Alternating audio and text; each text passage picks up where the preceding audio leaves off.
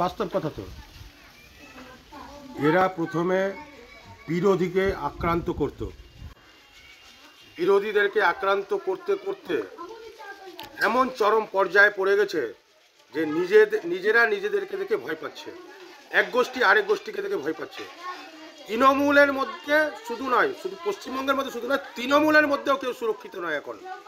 এক তৃণমূল আরেক তৃণমূলকে দেখে ভয় পাচ্ছে, কারণ এতগুলো গোষ্ঠী তৈরি হয়ে গেছে। এরা বিরোধীদের বিরুদ্ধে লাগার চেষ্টা করেছিল, এই ধরনের কার্যকলাপ করার চেষ্টা করেছিল, হ্যাঁ, কিন্তু সেটা শেষ পর্যন্ত নিজেদের ক্ষেত্রে প্রয়োগ হয়েছে। ভাগ বটরাকে নিয়ে এক গোষ্ঠী আরেক গোষ্ঠীর উপর চড়াও হচ্ছে, আক্রান্ত করছে, কেউ সুরক্ষিত নয়।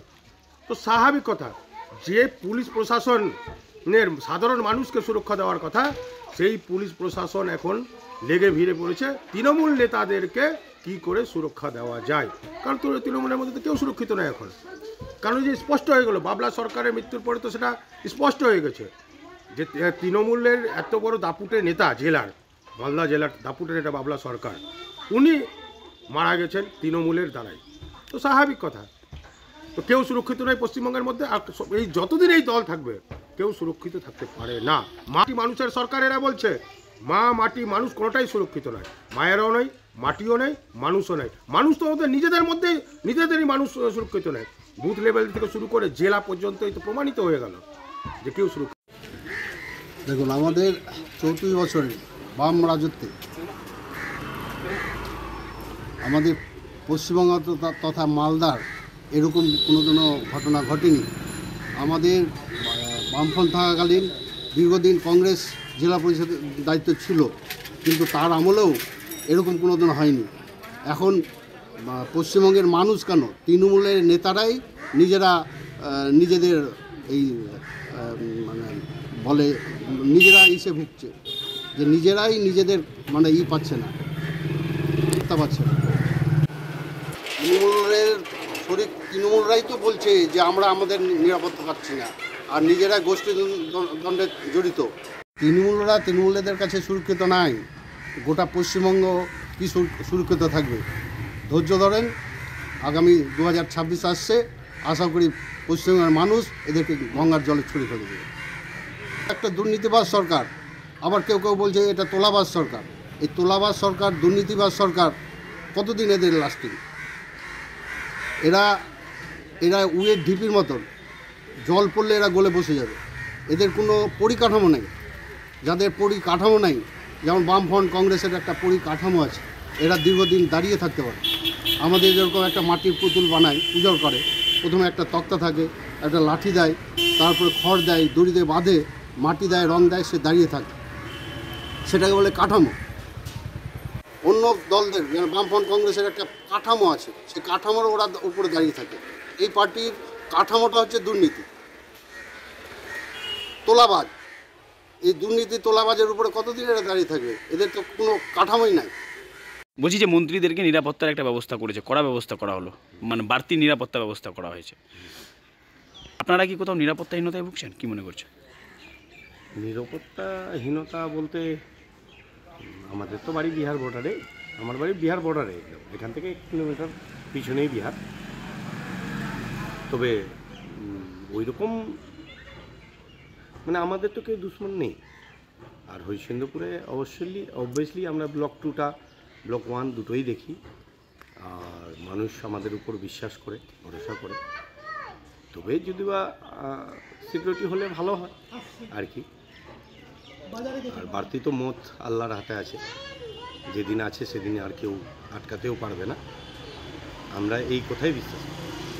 বিরোধীরা বলছে যে তৃণমূলের হাতে তৃণমূলরাই খুন হচ্ছে, মারধর খাচ্ছে, ওদের গোষ্ঠীদ্বন্দ্বের কারণে ওরা এখন ভয় পাচ্ছে। কি বলবে? ভাগ বাটোয়ারার একটা আছে, ভাগ বাটোয়ারাকে নিয়ে গোষ্ঠীদ্বন্দ্ব তো আছে, না থাকার তো গোষ্ঠীদ্বন্দ্ব তৃণমূলে আছে। আপনি মানছেন গোষ্ঠীদ্বন্দ্ব আছে? অবশ্যই মানছি, গোষ্ঠীদ্বন্দ্ব আছে। আমাদের ক্ষতি যা করে আমরাই করতে পারি, নাহলে বিরোধীর হাতে পশ্চিমবাংলায় কিছু নেই। আমরা যেমন মনে করি বিরোধী কিছু নেই, ওই বিজেপি আস্তে আস্তে পশ্চিমবাংলা থেকে আউট হয়ে যাবে, এইটুকুও আমরা জানি। তবে আমাদেরকে, আমাদের দলকে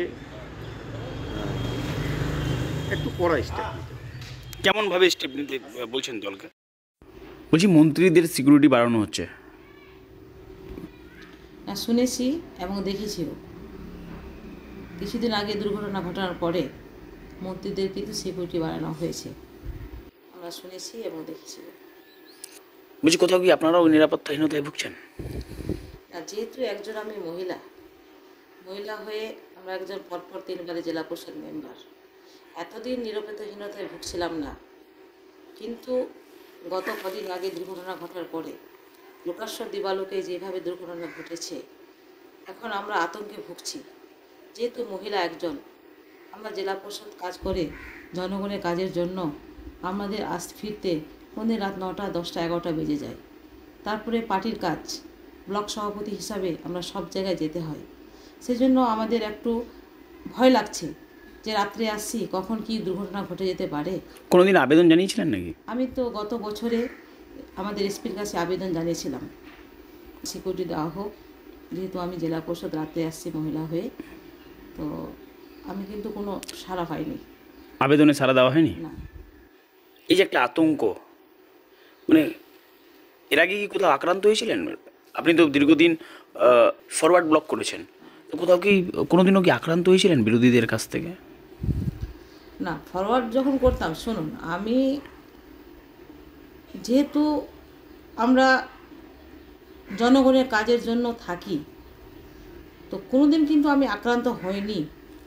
কিন্তু এখন মনে হচ্ছে এই যে কাজকর্ম করছি, এলাকায় যাচ্ছি, কোনো সময় রাত 10টা বাজছে, আর কিছু বাজছে 11টা বাজছে, জেলা পরিষদ থেকে আসতে কোনো সময় 10টা 11টা বেজে যায়, মনে হচ্ছে যে একটা নিরাপত্তাহীনতায় ভুগছি। আচ্ছা, বলছি যে ভয়টা বিরোধীরা বলছে যে বিরোধীদের কাছে ভয় নেই, ভয়টা তারা করছে তৃণমূলের কাছেই ভয় করছে। বাবলা সরকার খুন কাণ্ডেও দেখা গেল যে তৃণমূল নেতাই মানে ধৃত হয়েছে, মানে তাকে গ্রেপ্তার করা হয়েছে।